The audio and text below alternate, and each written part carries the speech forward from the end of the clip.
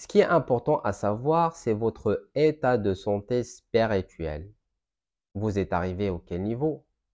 Est-ce que vous êtes arrivé à l'éveil spirituel ou bien vous êtes toujours dans l'étape de nettoyage, que ce soit le nettoyage du corps, le nettoyage du cœur, le nettoyage de l'âme, le nettoyage du cerveau, le nettoyage de l'environnement, des relations, etc. Est-ce que vous arrivez à voir votre énergie, identifier vos qualités spirituelles, vivre en synchronisation avec, exploiter, utiliser ce don-là dans votre vie quotidienne? Vous arrivez à voir votre mission et votre poste et profession sur cette terre. Il y a beaucoup de choses à savoir. Bien sûr, j'adresse la parole au Zuhri. Le Zuhri, roi, c'est le Zuhri qui a le nom d'Allah marqué sur la main ou sur une partie du corps. Il est considéré parmi les guerriers les plus forts et les guérisseurs les plus compétents. C'est quelqu'un qui est calme, très intelligent.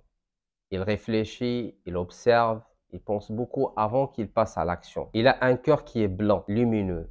Il est hypersensible. Il a des visions sur le futur et des prédictions correctes sur les choses et sur les gens. Et tout ça, ça vient de la lumière qu'il a sur le cœur. Allah, il a mis cette lumière dans son cœur. C'est à travers cette lumière, il voit les choses d'une manière approfondie. On ne parle pas de possession, on ne parle pas des gens qui sont possédés, qui posent des questions au djinn pour avoir l'information.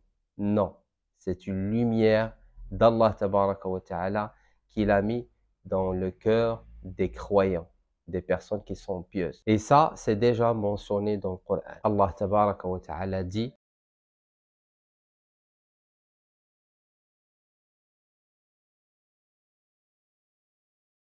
et l'autre verset, Yahdihim rabbuhum bi'imanihim. Ceux qui sont les personnes pieuses et les personnes pieux, ils seront guidés par Allah tabaraka wa ta'ala et guidés par la lumière de la foi et guidés par la lumière de l'amour d'Allah ta'ala.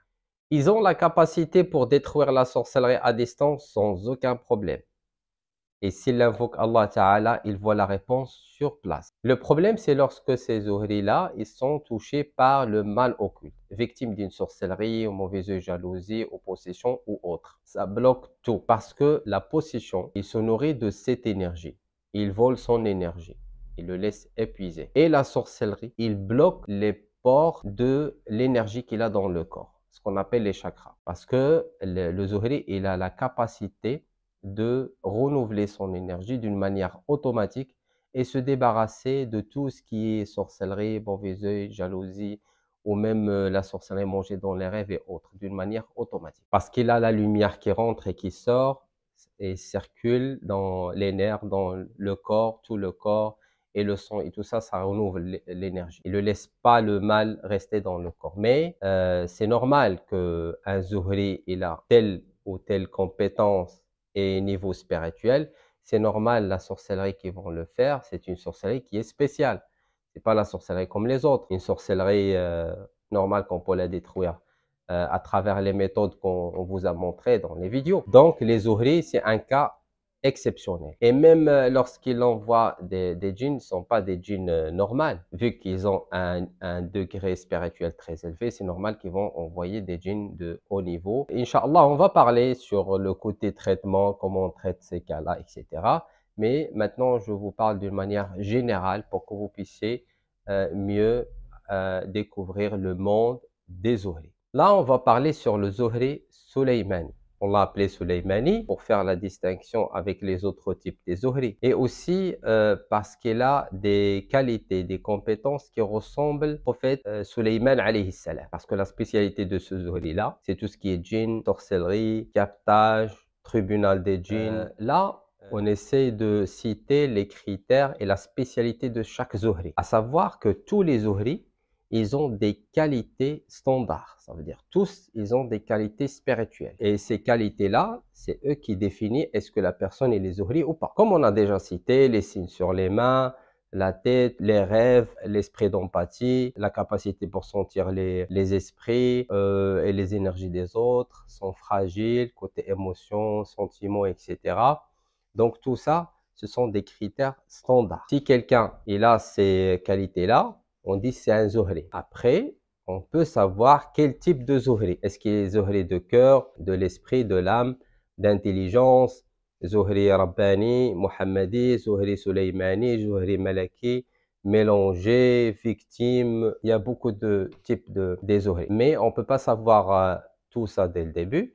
Il faut que la personne soit déjà bien purifiée et son âme elle est éveillée pour qu'on puisse voir exactement les qualités qu'elle a. Le Zuhri Sulaymani, il a la capacité pour communiquer avec les animaux, sentir ce qui se passe autour de lui, surtout s'il est dans la nature.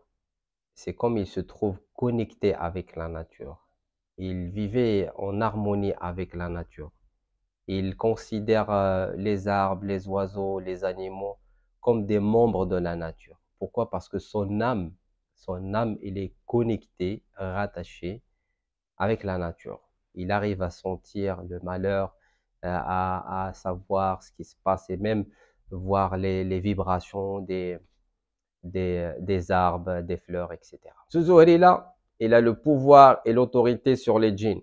Il peut menotter, prisonnier, tuer, faire tout aux djinns.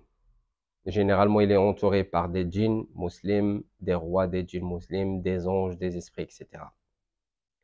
Mais le problème qu'il faut savoir, que ces gens-là, ils sont victimes de la sorcellerie depuis la naissance et même avant.